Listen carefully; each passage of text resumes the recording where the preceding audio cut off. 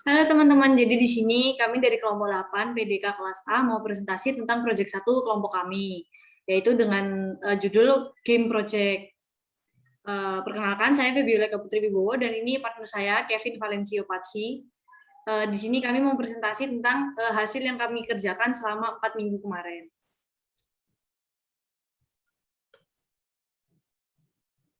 Nah, di sini terdapat permasalahan yang ada.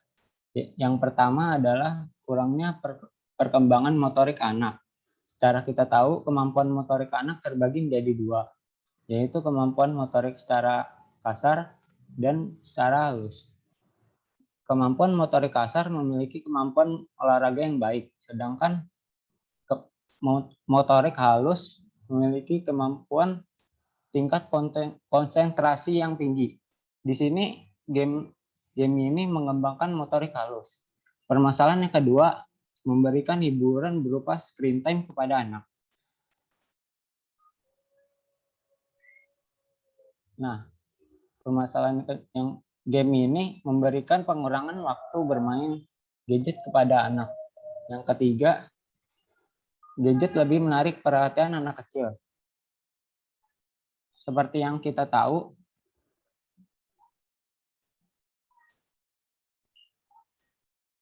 anak-anak itu turut dalam penggunaan gadget yang diberikan oleh orang tuanya, sehingga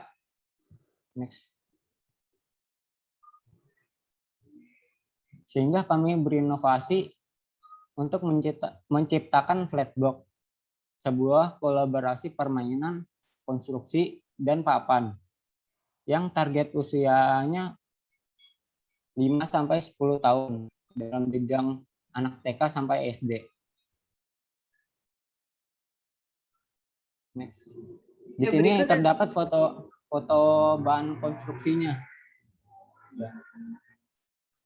Ya, di sini kita ada sketsa, jadi ini belum finalnya ya, kita baru sketsa buat gambaran permainan papannya juga.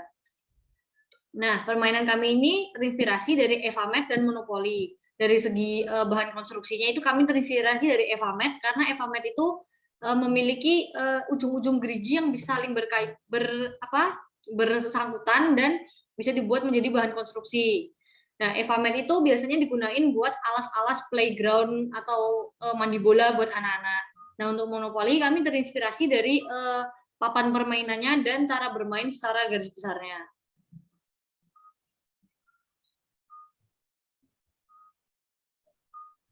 Cara bermainnya yaitu lempar dadu. Selanjutnya jalankan pion sesuai angka dadu. Yang ketiga, mendapat atau membayar bahan konstruksi sesuai dengan tempat berhenti poin. Maksudnya pion gitu. Pion itu jadi bergerak seperti ke langkah selanjutnya. Yang selanjutnya menggunakan bahan konstruksi yang didapat untuk membuat bangun ruang atau konstruksi sederhana. Nah, aturan bermain dari permainan ini tuh sebenarnya nggak ada rule dari permainan tersendiri. Cuman permainan ini bakal selesai kalau bahan konstruksi yang disediakan itu habis. Dan untuk aturan kesepakatan menang dan kalah itu akan ditentukan oleh pemain. Seperti misalnya yang menang yang punya bahan konstruksi paling banyak kah, atau yang hasil konstruksi paling lebar, paling tinggi, atau segala macam. Itu berdasarkan kreativitas para pemain. Nah, untuk rencana pengembangan ke depannya, permainan ini tuh rencananya akan dipatenkan secara nama dan konsep. Yang pertama adalah untuk menjaga keaslian dan untuk ditiru oleh pencipta-pencipta lain. Dan kemudian permainan ini akan dijual secara bebas ke pasaran seperti permainan papan pada umumnya.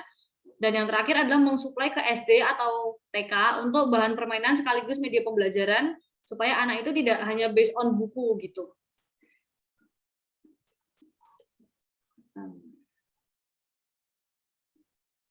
Nah, jadi di sini kita mau bahas sedikit tentang permainannya.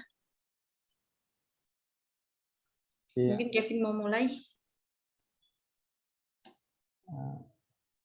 Jadi permainan konstruksi ini dapat dimainkan oleh banyak orang sehingga terjalin kebersamaan antar sesama kita. Nah, selanjutnya. Jadi untuk mempromosikan permainan ini kita tentunya butuh poster. Nah, poster akan ditampilkan di slide berikut. Kami kembangkan sewaktu-waktu seiring berjalannya inovasi yang kami dapat dan untuk memajukan flat block kami.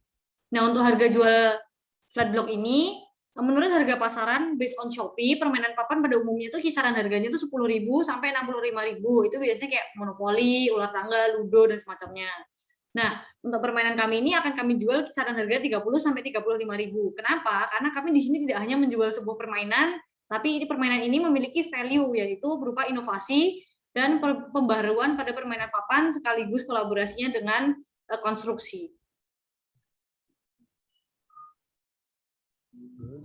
Segitu aja dari kami. Kurang lebihnya mohon maaf. Terima kasih. Makasih, dadah.